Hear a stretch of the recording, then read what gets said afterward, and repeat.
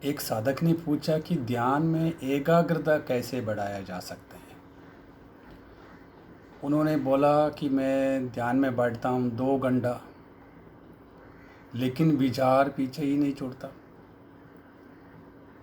तो एक बार उन्होंने क्या करा, कोई विचार ना आ जाए, तो वो कोई विचार ना आ जाए, कोई विचार ना आ जाए, इसी चक्कर में ही पीछे पूरा समय निकाल दिया। विचार ना आ जाए, ये भी तो एक विचार है ना। कोई विचार नहीं आना चाहिए, ये थॉट भी एक विचार है। तो विचार शून्य अवस्था को प्राप्त करने के लिए ये कैसे संभव है, ये था उनका सवाल। लेकिन वो उसी विचार का पीछे कोई विचार तो नहीं आ रहा, कोई विचार तो नहीं आ रहा, कोई विचार तो नहीं आ रहा, ऐसे सोच सोच के वो 2 घंटा निकाल दिया। तो सारे समय विचार के पीछे ही हो गया, विचार शून्य तो नहीं हुआ। अच्छा, हम उनसे पूछता है कि क्या जब आप घर में काम करते हैं, ऑफिस में काम करते हैं, ड्राइविंग करते हैं, या चलते फिरते कोई भी खेल खेलते हैं, तब कभी आपने ये सोचा था कि आपका ब्रेन कैसे काम कर रहा है, ठीक ढंग से काम कर रहा है कि नहीं कर रहा, हार्ट फंक्शन हो रहे कि नहीं हो रहा, श्वास लंग्स ठीक ढंग से श्वास ले रहे कि नहीं ले रहा, पेट खाने को डाइजेस्ट कर पा रहे कि नहीं कर पा रहे, सारे एंडोक्राइन सिस्टम ठीक से फंक्शन हो रहे कि नहीं हो रहे। कभी इसके बारे में सोचा है?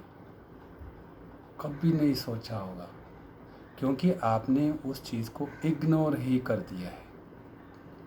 जब आप इन सभी चीज़ को इग्नोर कर सकता है, ऐसे ध्यानस्थ अवस्था में आप रह सकता है। ये भी तो एक ध्यानस्थ का अवस्था है कि you are ignoring everything else. तो सिर्फ ये सोच के थॉट के पीछे ही क्यों भागना है? ये भी एक प्रैक्टिस के थ्रू आप इस सब चीज़ को हासिल कर सकते हैं। उसमें हम देख लेते हैं कि क्या क्या पॉइंट में फोकस करने से आपका कंसंट्रेशन पावर को बढ़ा सकते हैं। प्रैक्टिस करने का पहला पॉइंट है दृष्टि निरोध, यानी कि एक पर्टिकुलर पॉइंट में फोकस करना। उसको प्रैक्टिस कैसे किया जाए? तो आपने देखा होगा जो मिलिट्री परेड और प्रैक्टिस वगैरह करते हैं, वहाँ पर शूटिंग पॉइंट होता है। शूटिंग पॉइंट क्या होता है कि बड़ा सा बोर्ड रखा होगा, उसका सेंटर में एक बड़ा सा गोल सा एक सर्कल कलर करके रखा होगा। तो आपने इसी तरह एक दृष्टि का पॉइंट बनाना है जहाँ पर आप फोकस करें। पहले थोड़ा दूर रखें और उसमें फॉर एग्ज़ाम्पल हम इसी शूटिंग पॉइंट का बोर्ड को ही ले लेते हैं आसान तरीके में समझाने के लिए। पहले आप उस बोर्ड के पॉइंट को देखो। पहले आपको पूरा केवल बोर्ड नहीं है, आसपास का सारे एरिया भी दिखेगा, है ना। अगर कुछ दिन लगातार प्रैक्टिस करोगे तो आपको आसपास का जगह दिखना बंद हो जाएगा, केवल बोर्ड ही बोर्ड दिखेगा। उसके बाद जब बोर्ड में फोकस आ गया आपका, उसके बाद आपको वो बोर्ड भी दिखना बंद हो जाएगा। उसके अंदर जो आपने कलर किया हुआ सर्कल है सिर्फ वो दिखेगा। जब यहाँ तक दिखना हो गया तो आपको क्या करना है, उस सर्कल का रेडियस छोटा करना है।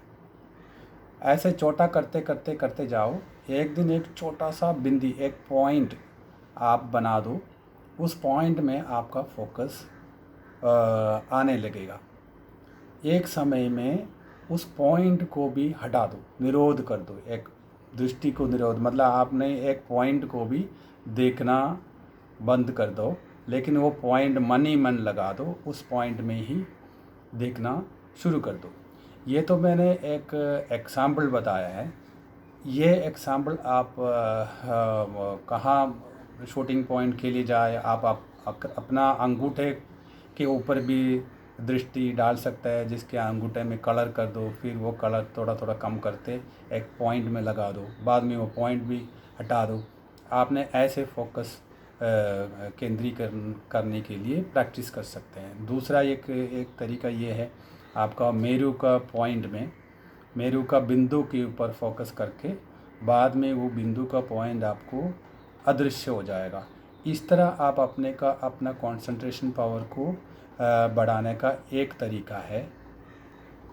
इसी तरह पॉइंट में फोकस करने से आपका मन में विचार आना बंद हो जाएगा, क्योंकि आपका फोकस कंसंट्रेशन पूरा इस पॉइंट में रहता है और विचार आना टोटली बंद हो जाएगा। और दूसरा तरीके का नाम है श्वास निरोध।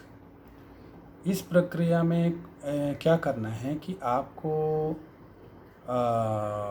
पुराने समय में ये सभी लोग प्रैक्टिस करते थे, तो आपको क्या करना है कि पहले लोग कैसे करता था, पानी में डुबकी लगा लेते हैं।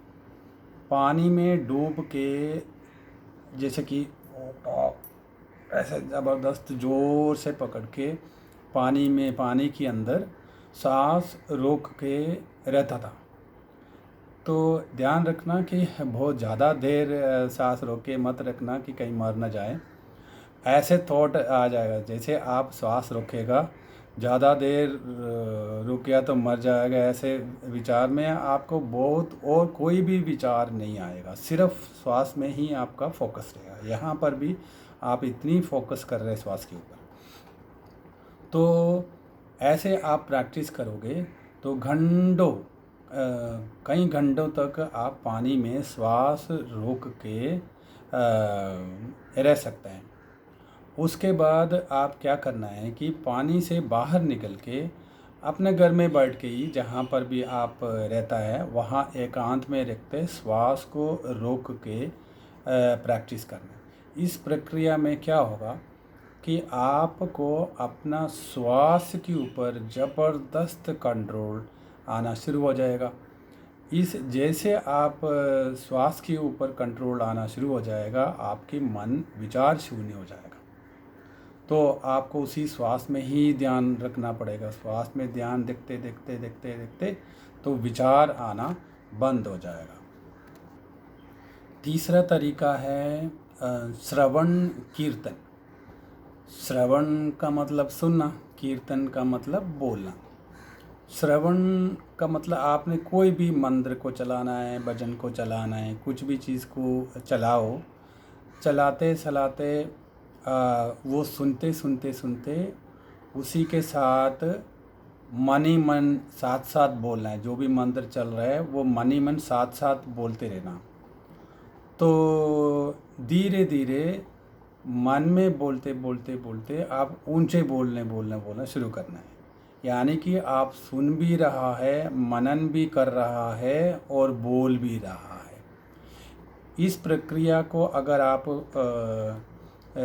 करोगे तो भी आपको मन में कोई अन्य विचार नहीं आएगा, सिर्फ आपकी मन इन चीज़ों में फोकस होगा। यानी कि श्रवण और श्रवण करते रहना है और उसको मनन करते रहना है और उसको जपते रहना है।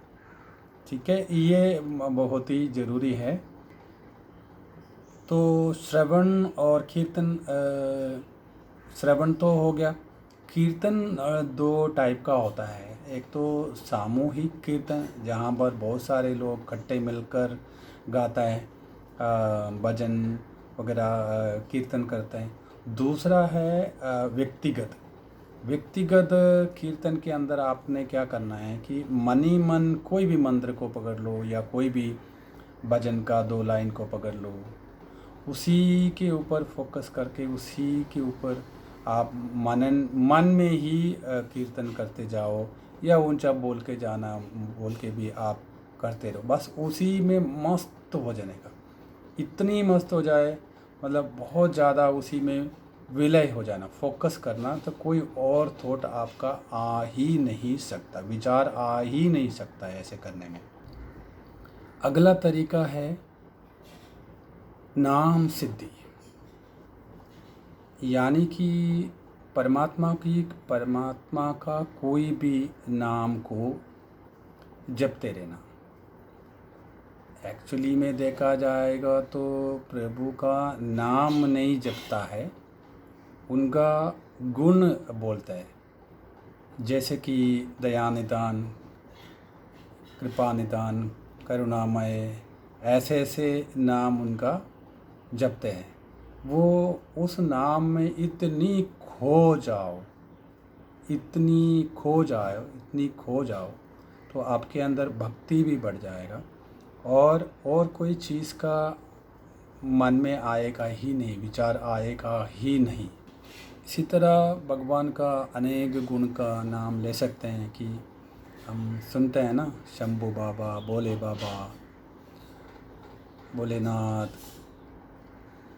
महादेव, ऐसे मतलब जो भी भगवान का गुण नाम आपको अच्छा लगता है कि वो मन में इतनी जप करो, मन ही मन जप करो, उसमें डूब जाओ तो कोई विचार नहीं आएगा। अगला तरीका है जाप। ये जाप जो है 2 तरीके में कर सकते हैं। एक है बोल के, दूसरा है साइलेंट।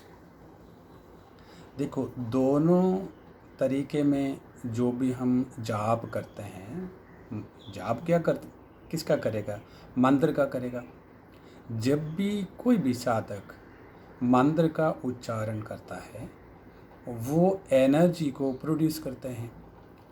जो ऊंचा बोल के करते हैं जाप, वो शरीर के बाहर एनर्जी को पैदा करता है। जो ऊंचा बोल के जाप करता है, वो मतलब आपका ध्यान में उतना सहायक नहीं है, क्योंकि बाहर तो आपका ऊर्जा ऑलरेडी रहता है। तो साइलेंटली आपको मंत्र का जप करना है, जिसको अजपा जप भी बोलते हैं। जब इस तरह मन ही मन मंत्र को जप करता है, तो वो मन ही मन जपा जप करता है, वो मंत्र शरीर के अंदर एक ऊर्जा पैदा करता है, ऊर्जा को बढ़ाता है और शरीर के अंदर उस ऊर्जा को घुमाना शुरू कर देते हैं। ये बहुत ज़रूरी है साधक को साधना में आगे बढ़ने के लिए। ये मन को एकाग्र करने के लिए बहुत ज़्यादा सहायक है। बोल के जाप करने से कहीं ज़्यादा सहायक है मन ही मन जाप करने का प्रक्रिया में ये सब मिलता है। जिसके पास बाहर की ऊर्जा नहीं है, जिसके पास गुरु नहीं है, वो लोगों को मंत्र ऊंचे बोल के करने से फ़ायदा है, क्योंकि उनको पहले से ऊर्जा बनाना होता है। लेकिन जिनका ऊपर गुरु कृपा है, गुरु का हाथ है, उन्होंने पहले से ही अंदर और बाहर गुरु ने शक्ति को डाल दिया हुआ है, कृपा को डाल दिया गया है, वैसे साधकों को मन ही मन जाप करके उस ऊर्जा को अंदर में बढ़ा करके उसको घुमा के साधना में आगे बढ़ना चाहिए। इसी तरह मन का फोकस, एकाग्रता बढ़ता है। इस तरह जितना तेज गति से अंदर शक्ति घूमेगा, उतना ज़्यादा ध्यान में आनंद आएगा। तो कोई कहते हैं मुझे आनंद नहीं आता, वो नहीं आता, ये नहीं आता, तो बताओ मेरा क्या गलती है? तो ये गलती भी हम बताएंगे अगला वीडियो में।